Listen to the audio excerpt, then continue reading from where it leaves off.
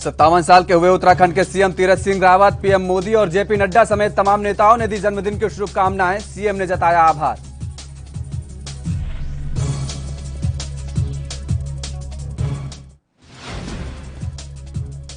Uttarakhand cabinet की अहम बैठक जारी, कई अहम फैसलों पर लग सकती है मुहर। कोरोना के बढ़ते मामलों को लेकर सीएम नाइट कर्फ्यू का कर सकते हैं ऐलान।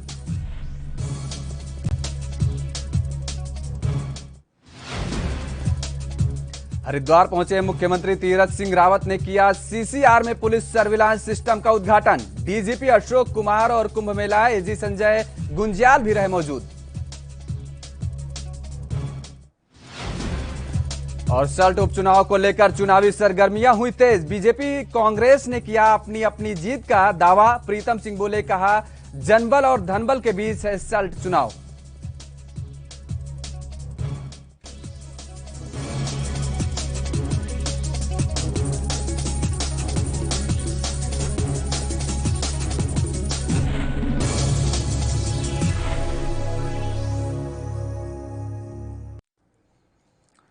नमस्कार, स्वागत है आपका आपड़ू उत्तराखंड में और मैं हूं आपके साथ योगेश पांडे। उत्तराखंड में आज शाम 5 बजे से सचिवालय में तीरथ सिंह रावत की अध्यक्षता में कैबिनेट की बैठक हो रही है, जिसमें कई महत्वपूर्ण प्रस्ताव पर सरकार की ओर से मुहर लगाई जा सकती है।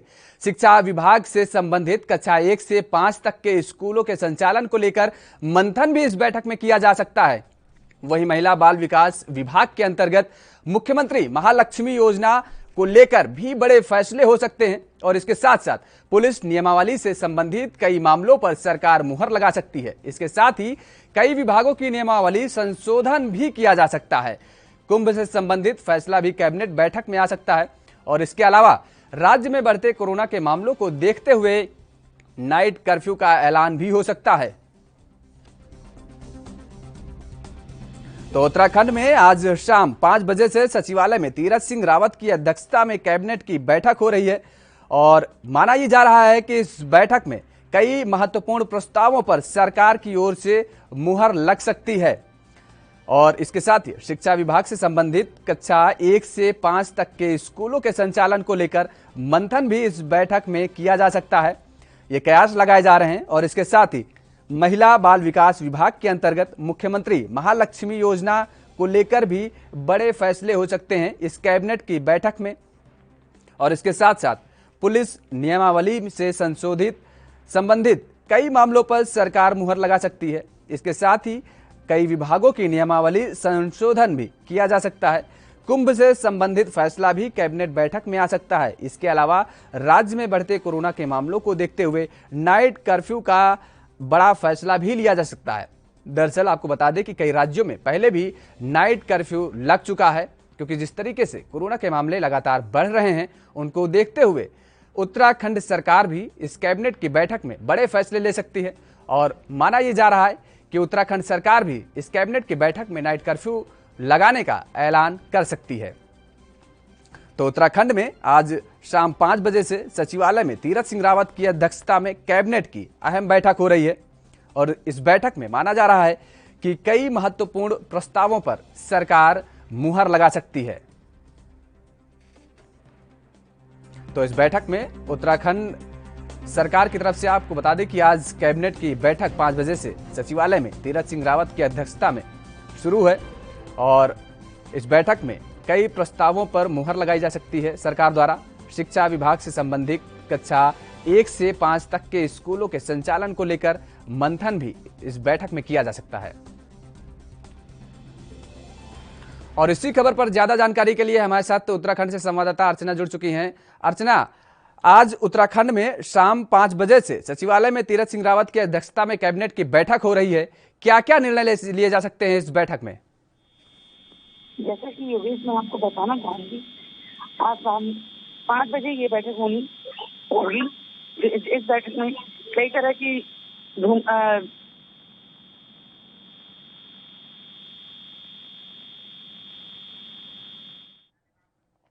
चलिए, बहुत बहुत धन्यवाद। तो हमारे साथ अर्चना जुड़ी हुई थी, उत्तराखंड से संवाददाता हैं। तो उत्तराखंड में आज शाम 5 बजे से सचिवालय में तीरथ सिंह रावत की अध्यक्षता में कैबिनेट की बैठक हो रही है। तो उधर उत्तराखंड के मुख्यमंत्री तीरथ सिंह रावत आज 57 वर्ष के हो गए हैं। उनका जन्म पौड़ी गढ़वाल के सीरोपट्टी असवालसियों में साल 1964 में हुआ था। उनके जन्मदिन पर पीएम मोदी समेत कई दिग्गज नेताओं ने सोशल मीडिया पर बधाई दी है। वहीं अखाड़ा परिषद के अध्यक्ष महंत नरेंद्र गिरी महाराज ने भी मुख्यमंत्री तीरथ सिंह रावत को जन्मदिन की शुभकामनाएं दी हैं। पीएम मोदी ने सीएम रावत को बधाई देते हुए लिखा है कि उत्तराखंड के मुख्यमंत्री तीरथ सिंह रावत जी को जन्मदिन की ढेरों शुभकामनाएं। ईश्वर उन्हें स्वास्थ्य और दीर्घायु जीवन प्रदान करे।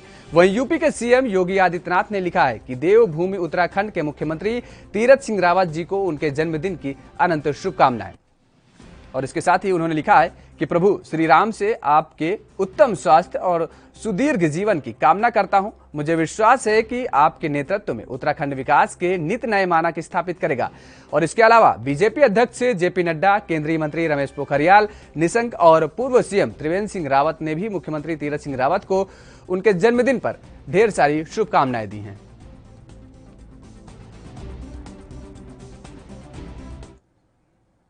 उत्तराखंड के मुख्यमंत्री तीरथ सिंह रावत ने शुक्रवार को अपना 57वां जन्मदिन श्री श्रद्धानंद बाल अनिता आश्रम के बच्चों के साथ केक काट कर मनाया। रावत सुबह सबसे पहले श्री श्रद्धानंद बाल वनिता आश्रम देहरादून पहुंचे, जहां जन्मदिन पर आयोजित यज्ञ में उन्होंने हिस्सा लिया और आश्रम के बच्चों ने उन्हें जन्मदिन की शुभकामनाएं भी दी। इस मौके पर उन्होंने बच्चों को मिष्ठान और फल भी वितरित किए।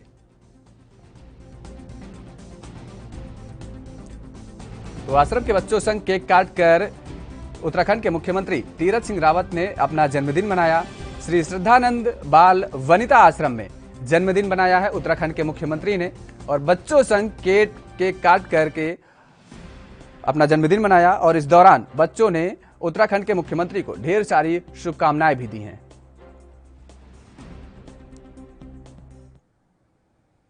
उत्तराखंड के मुख्यमंत्री तीरथ सिंह रावत हरिद्वार पहुंचे और यहां पहुंचकर उन्होंने मेला भवन में पुलिस सर्विलांस सिस्टम के कमांड एंड कंट्रोल सेंटर का उद्घाटन किया।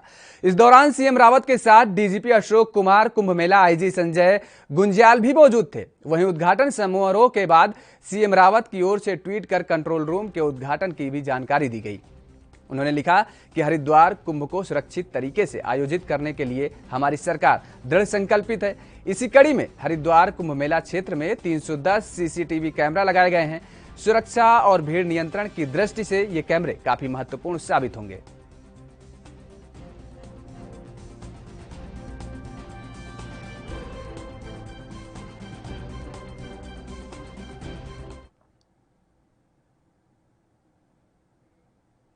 उत्तराखंड में बढ़ते कोरोना के मामलों को लेकर सरकार गंभीर हो गई है। सीएम तीरथ सिंह रावत ने संकेत दिए हैं कि प्रदेश में कोरोना को लगाम लगाने के लिए नाइट कर्फ्यू लगाया जा सकता है।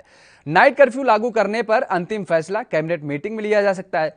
बता दें कि प्रदेश में कोरोना की रफ्तार में अचानक तेजी आई है। प्रदेश भर में अब तक कुल मरीजों की संख्या 1,05,498 हो गई है और जबकि मरने वालों का आंकड़ा 1,744 पर पहुंच गया है।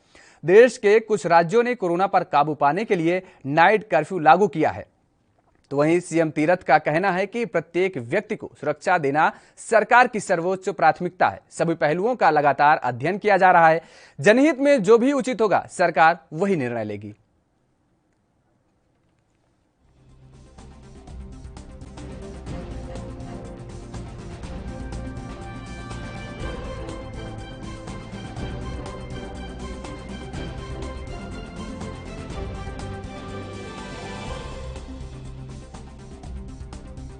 तो सीएम तीरथ सिंह रावत ने ये संकेत दिए हैं कि उत्तराखंड में भी नाइट कर्फ्यू लगाया जा सकता है। आपको बता दें कि लगातार कोरोना के बढ़ते मामलों को लेकर के अन्य राज्यों के कई जिलों में अलग अलग जगह नाइट कर्फ्यू लगाने का फैसला लिया गया है और अब उत्तराखंड के मुख्यमंत्री तीरथ सिंह रावत ने भी ये फैसला लेने के संकेत दिए हैं कि उत्तराखंड में भी नाइट कर्फ्यू लगाया जा सकता है। हालांकि उन्होंने ये भी बात कहा है और साफ कर दिया है कि उत्तराखंड के जनता के लिए जो भी उचित होगा वो कदम उठाए जाएंगे। स्थिति ये ना है कि लॉकडाउन की हमारे प्रदेश में हम रिकवरी रेट बहुत हमारा बढ़ रहा है, 94% लगभग है। पॉजिटिव जरूर है, लेकिन आपका रिकवरी रेट सबसे अच्छा बढ़िया। और भारत सरकार के द्वारा आदरणीय प्रधानमंत्री जी और स्वास्थ्य मंत्री द्वारा जो वैक्सीन बड़े पैमाने पे मिला है, उसका हम उपयोग कर रहे हैं। नीचे तक 45 वर्ष से ऊपर तक लगाने का पूरी तरह 100% पालन कर रहे हैं। कोई भी कमी नहीं है भारत सरकार की तरफ से, हर तरह से सपोर्ट है, सहयोग है, और उसको हम नीचे तक उतार रहे हैं। इतना जरूर है कि गाइडलाइन का भी पालन करें। हमने कहा सोशल डिस्टेंस बनाएं, मास्क लगाएं, यह सैनिटाइज लगाएं, ये बार बार हम लोगों से कहते हैं। बाकी जहां तक नाइट कर्फ्यू की बात है, ये आज कैबिनेट है, उसमें हम विचार करेंगे और उसमें हम निर्णय लेंगे। फिलहाल रुकते हैं एक छोटे से ब्रेक के लिए, कहीं मत जाइएगा, खबरों का सिलसिला जारी है।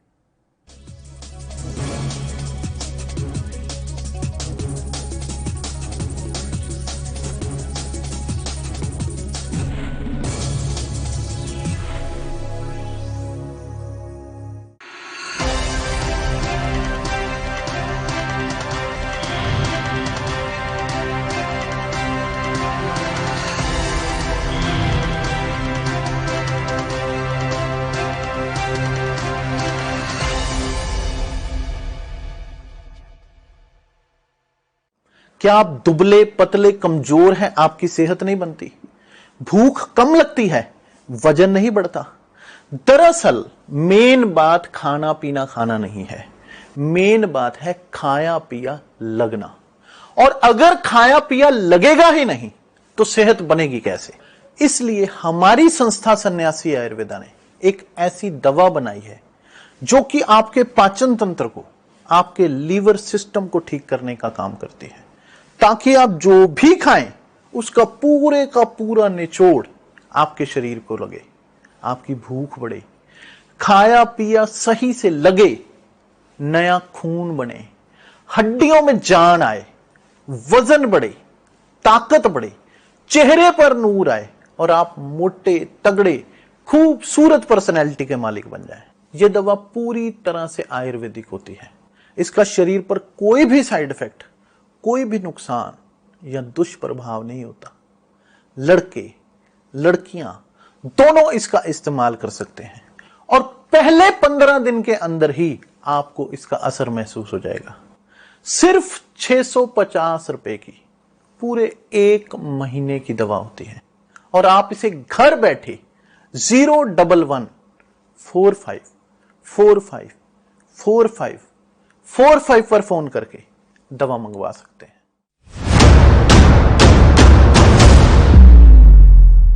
हक की बात, दोपहर 12।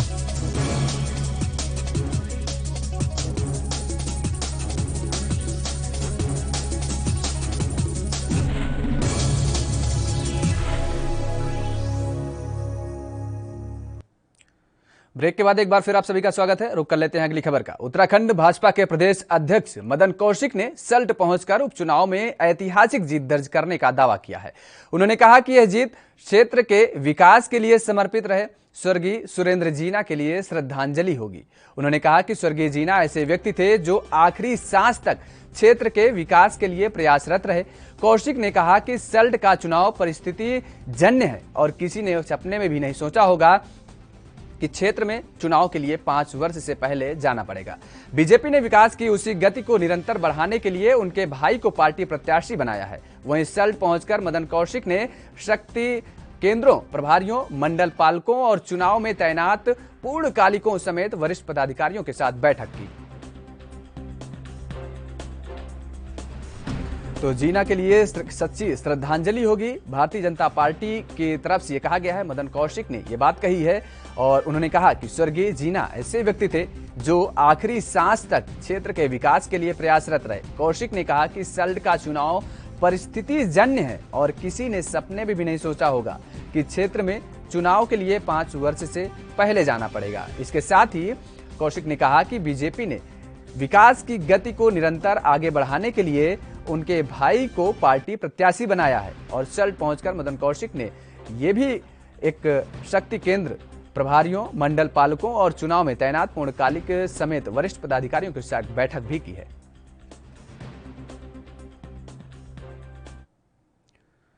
तो वहीं कांग्रेस के प्रदेश अध्यक्ष प्रीतम सिंह का कहना है कि सल्ट का उपचुनाव जनबल और धनबल के बीच है, लेकिन इसमें जीत जनबल की होगी।